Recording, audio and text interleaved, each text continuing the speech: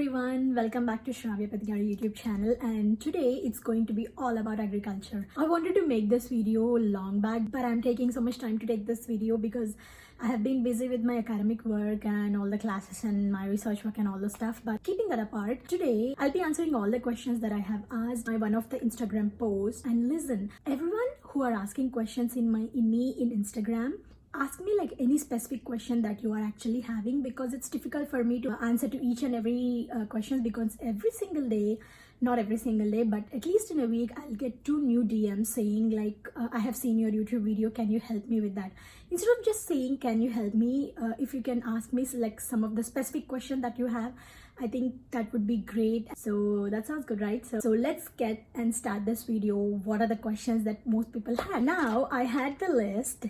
And the first question is, some of them asked us universities list. Most of the state universities have agricultural programs, and some of the private universities have agricultural programs like Cornell University. But if you are asking for a specific universities list, that would be Penn State University and the University of Maryland, College Park, where I am studying, Georgia State University, which is not Georgia Tech, it's University of Georgia, which is in Athens. That is a different from Georgia Tech. And Washington State University, Purdue University, University of South Florida, Texas State University, Texas A&M, Cornell University, North Carolina State University, that is NC State University, which is popularly called California State University, like Berkeley, Riverside, so like Auburn University, Arizona State University, Michigan State University, Colorado State University.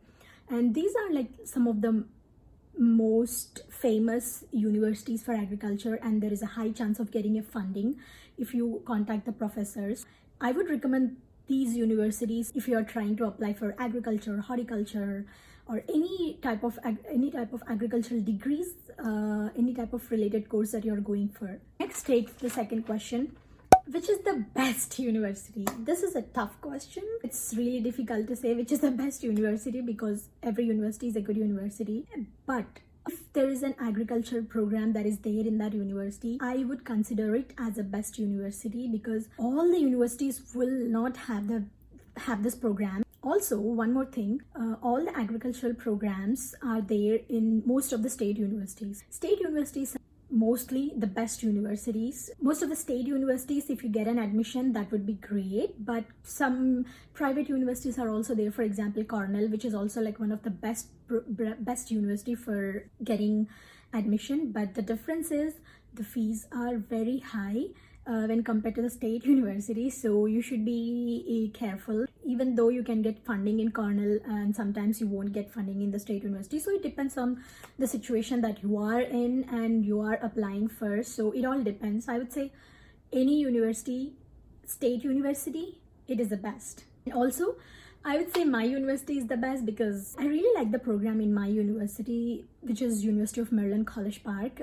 because the professors are really good and everyone is so welcoming. It might be the same case for all the other universities too, but because I'm studying here, it's my personal experience, and I would say Penn State is also one of the best universities for the agriculture, because I know people over there, like professors in that particular university, so that's how I know about it. And also the best university depends on which course you are going for. For example, that if you're going for turfgrass management program, NC State and Penn State are the best universities. I would say any state university is the best university, because when I tried to apply for this university, I didn't actually see for any like this is the best university and this is the worst university, because any university is the same kind, but the only thing is you need to get the admission and you need to enter into the US. That's the main point for me. So just think about it and you should be fine.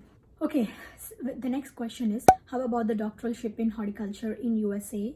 What standards should we have? So the main thing is good GPA and maintain like 8 out of 10.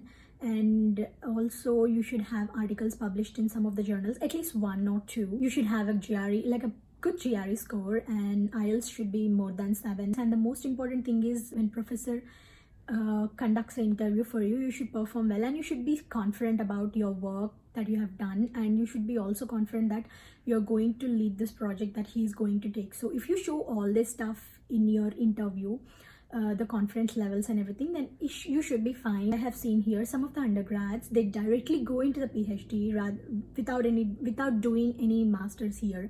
Like professors don't actually object it, because if the student is capable of doing the PhD work, then the professors are fine with even not having a master's at all. Because I in my department there is one person who's actually doing his PhD directly from his bachelor's. So I didn't know that before, but it is what it is. If you are good in your academics and if you feel so confident that you can lead a PhD program, then just go for it. And the next question is, what courses should I do? And if I do something in agricultural field, so can I get the best paying job? So it all depends on which course you're taking.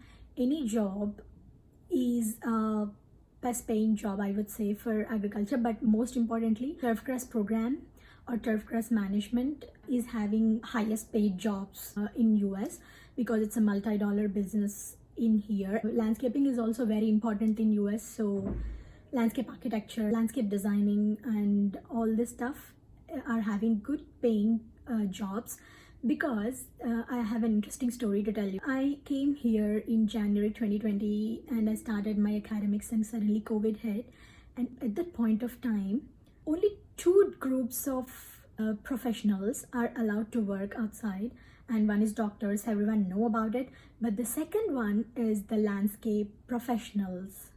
Do you believe that? Because that was not told anywhere, but I have literally seen that people usually want that beautification to have that mental health and to get away from that stress, even in the situations of COVID times. I felt so good because I didn't even know that this is something that government would give importance here, but they just gave exceptions for the landscape professionals and doctors is obvious, but landscape professionals, that's a really good thing, right? According to me, these are the good things. But if you do your due diligence, you might get some other courses would be great paying. Getting a best paid job, I would say, is you should have that skill and you should use that skill 100%, and anywhere you can get the best paying job.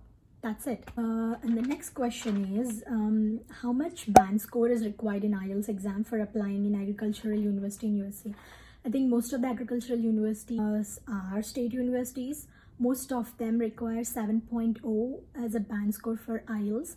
And even though if you don't get a 7.0, they have an option of getting, after coming here, you need to take some English bridge course to cover up that thing. But it costs a lot. Better do get 7.0 when you are in India, rather than coming here and spending extra money over there.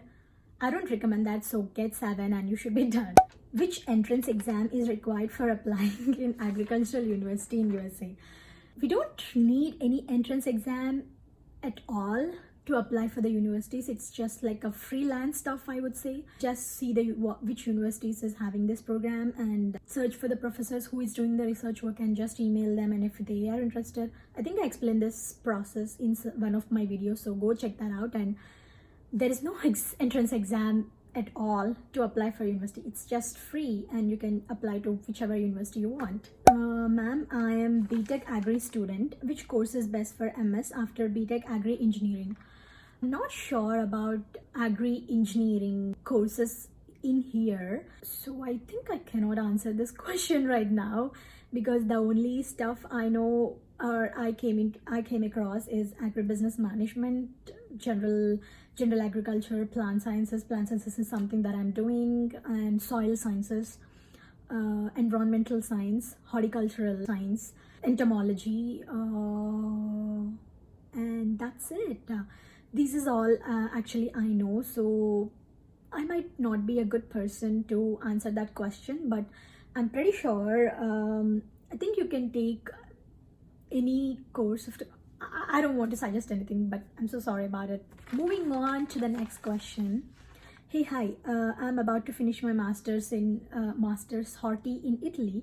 Want to know about PhD in USA. So PhD, I think I have already answered this question. It should be something that is related to, like, you should have that confidence of doing that research work and and also see that which professor is actually doing such kind of work, and just apply for it, and you should be fine. The main important thing is GRE, IELTS, your confidence, and your GPA. Of all these four, I would say confidence is the key for getting through the PhD program, PhD admission.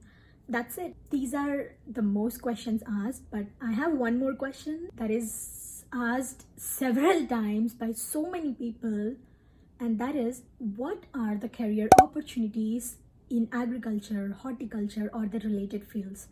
Actually, I feel this question takes an entire video, so watch the part 2 or the next video that I'm going to post for this question to be answered, because I have a lot of information to share with you about, and there are some of the myths, some of the truths that are there, which I wanted to burst the myths and tell you the truths about that question. If you like this video, just share it with your friends. This would be really helpful for someone who is having the same questions and wanted to know, and this might be it. I think that's it for this video, and see you all in the next video, and until then, Shravya signing off. See you.